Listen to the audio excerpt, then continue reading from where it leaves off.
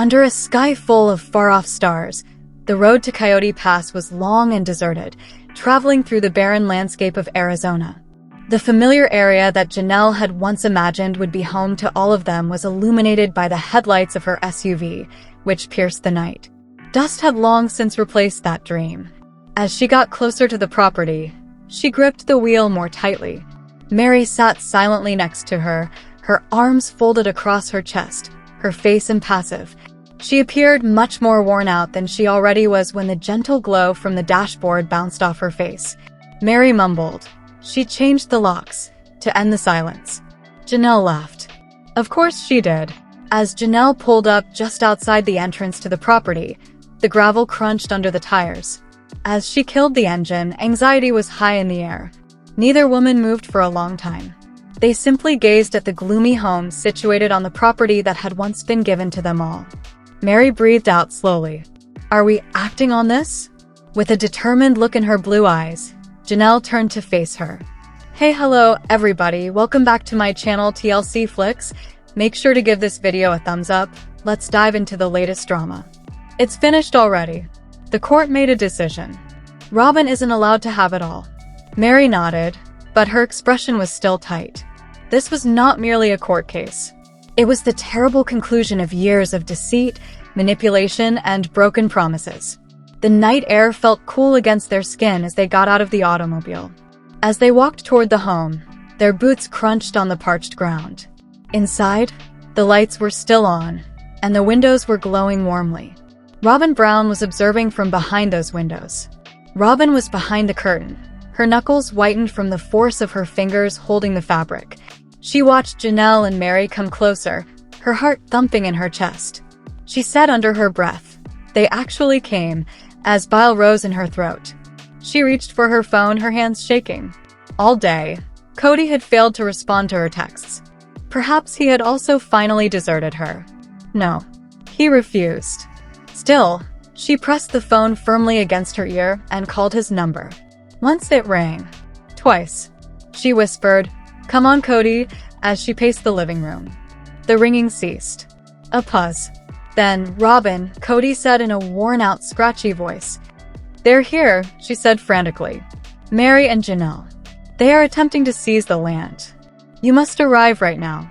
A long silence. Then a sigh. "I'll be there," Cody declared. The line died. Robyn's chest rose and fell with a quick exhale. She would not allow them to prevail. Not after all that she had given up.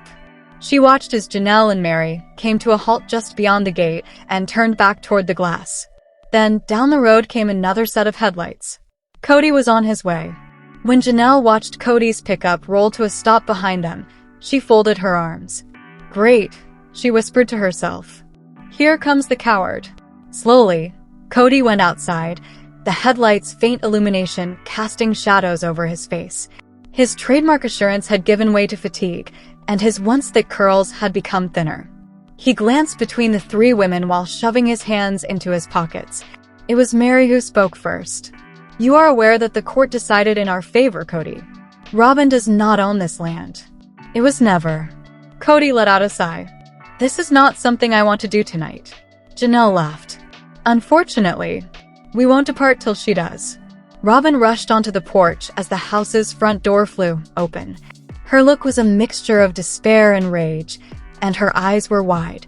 She shouted out, "Cody," in a betrayed tone.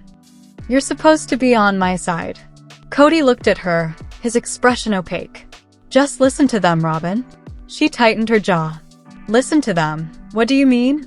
"We call this place home." Cody gave his face a rub. "It was our house, no. However, Robyn, we lost. We must give it up." Robyn's throat tightened each breath. Her voice broke as she murmured, "You promised. You claimed that this would belong to us." Cody averted his gaze. Janelle took a step forward, her voice icy. "Robyn, it was never just yours."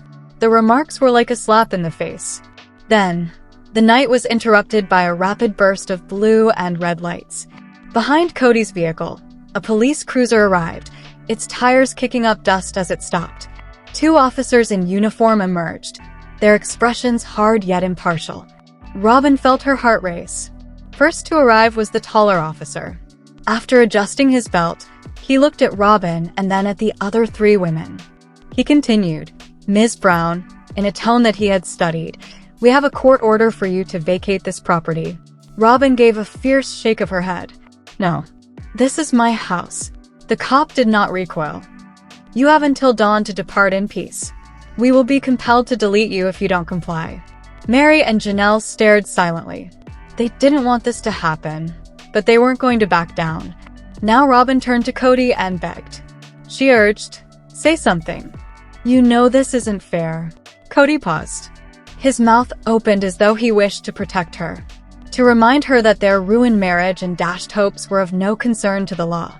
However, nothing was said. All he did was shake his head. Robyn's hands at her sides trembled. This was not intended to occur. She was the final surviving wife, the one that was selected.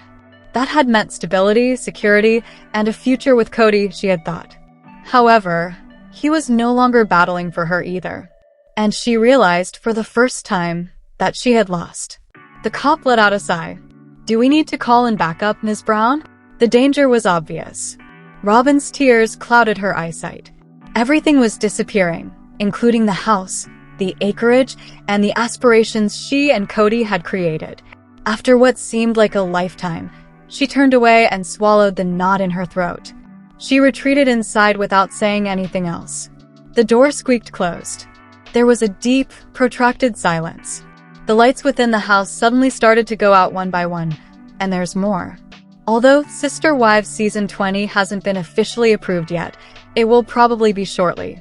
If it is, I believe the producers would profit from extending Janelle Brown's screen time and reducing their attention to the infamous villains, Robyn Brown and Cody Brown. Even though Cody and Robyn's inevitable turmoil has always given me energy, a lot has happened in the family.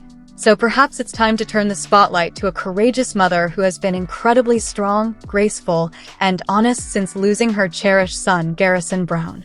Cody is also in mourning. Both are coping with a loss that is so profound that words cannot adequately describe it. Janelle has truly opened herself during this ordeal, honoring her child while attempting to move on. I'm in tears because of her capacity to endure something so agonizing without becoming resentful. Janelle picks fights, but Cody frequently appears irate. She is aware that it takes a lot of energy to heal. Janelle must heal herself because she has no spouse to assist her. The patriarch is all about his intense love for his fourth wife, who is now his one and only. He previously flaunted a David Yurman signet ring that matched Robyn's. Cody is far too devoted to Robyn to multiply his love for other women, as I predicted years ago. It's not the same, but I have no doubt that he cares about his ex-partners in his own way. He still doesn't appear happy now that he has it, but perhaps he is moving closer to true bliss. He hasn't learned to detach, though, and he's carrying a lot of emotional baggage. The issue is that Cody is coping with the consequences of 3 unsuccessful spiritual relationships. Failed is a strong term because it's likely that nobody would go back and alter what had occurred. Is it failure if they wouldn't make the change? No, not at all. It's life with all its complexities. Experience is what it is. Cody and Robyn, who may not be entirely appreciative of what they have, frequently provide uncomfortable tension to the story. They have the accoutrements of success. The great car, the bling, the posh house. But something is lacking since Cody frequently plays the victim. He's trying to find someone to blame, including some of his elder children and ex-partners. Many of them felt upset when he showered Robyn with affection. They felt excluded, but he believes they persecute him. I get the impression that Robyn's life might be lacking something when I learn that she reportedly spent $70,000 on dolls. It's a lot of shopping. Although everyone has passions, most people don't pursue them to the fullest extent. Robyn may be able to fill certain voids in her soul by shopping. Perhaps Cody and Robyn's extravagant way of life is a warning sign. The complete contrast is Janelle, who is honest about the fact that she doesn't have much. She has criticized Cody for her present financial difficulties, but perhaps she has good reason. All things considered, she is very reasonable, a grounded individual who comes across as very honest. She's the most honest person on the show in my opinion. When it comes to Janelle, one gets what they see. Perhaps now that she owns Tata Farms, Janelle will earn enough money to feel secure. I would be overjoyed by that. I believe there are enough Sister Wives fans like me to make the switch to showcasing Janelle successful, even though some people don't react to genuineness. I most certainly do. Some of us want to believe what we hear and the stars we see. We want scenarios with the ring of truth. We wish to support them. Drama for the sake of theater or inflated emotions are not what we seek. We want to see the true selves of people, their essence. Because Cody and Robyn don't seem to truly appreciate all the blessings life has given them, a marriage they want to last forever, a lovely home, lots of kids to love, it can be challenging to find that type of core with them. But it appears that Cody and Robyn spend the majority of their screen time generating or maintaining conflict. That can be a little annoying. Experience has undoubtedly taught them a lot, but it's not always evident. As a student of the natural world, Janelle is deeply affected by the circle of life. She describes the chaos caused by an animal that got into a chicken coop above. She is clearly being drawn back to the darkest times in her life by the straightforward and awful account. She is sentimental and has sympathy for the birds that perished. Despite her occasional heartbreak, Janelle is emotionally complete since she at least has a heart. She is the ideal and legitimate queen of sister wives since she is willing to express her feelings. She has endured the most hardship and developed the most as a person out of all the women. Maddie and Caleb Brush recently had a little daughter who would brighten Cody and Janelle's lives, but the raid was on the Brush family's chicken coop. Janelle's insight is off the charts right now. She has a profound awareness of both humans and environment. Janelle has started a detox, making a wise decision to put her health first. Janelle is making time to simply be by eliminating things that don't bring her joy. She is establishing a new environment where she can find tranquility by journaling, meditation, and other practices. After so many seasons, I want to see a show's protagonist exhibit this kind of personal development. I get the impression that Cody hasn't learned everything when he complains and claims his children should come to him in order to mend the rifts. One must occasionally reach out. They must be the one that makes an effort and never gives up. The Sister Wives Janelle Brown never gives up.